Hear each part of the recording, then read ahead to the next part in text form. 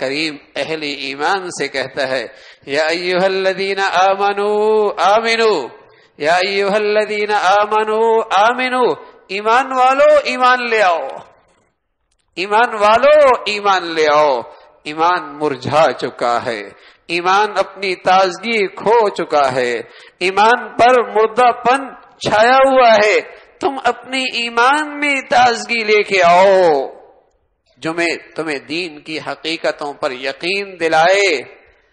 تمہیں دین کی حقیقتوں پہ یقین دلائے کہ اللہ کو ناراض کر کے، اللہ کو ناراض کر کے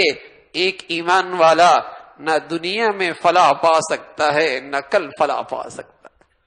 تمہارا ایمان یہ تمہیں گواہی دے اور تمہارا ایمان تمہیں اس پہ آمادہ کر دے، تمہارا تازہ ایمان تمہیں اس بات پہ آمادہ کر دے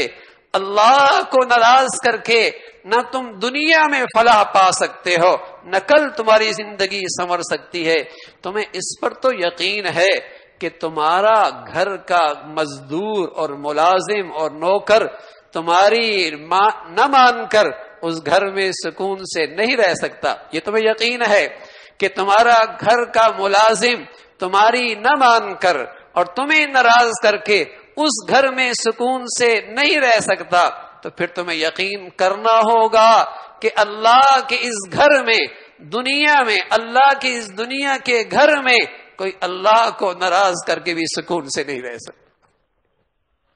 تم جیسا آدمی اور تم جیسا بندہ اور تم جیسا محتاج لیکن تمہارا ملازم تمہاری نہ مانے، سکون سے نہیں رہ سکتا، اس کی زندگی خطرات کا شکار ہو جاتی ہے، اس کے مفادات خطرے میں پڑ جاتے ہیں، تو پھر ذرا اس پر بھی تو ایمان تازہ کرو۔ کوئی اس دنیا میں جو اللہ کی بنائی ہوئی زمین اور دنیا ہے،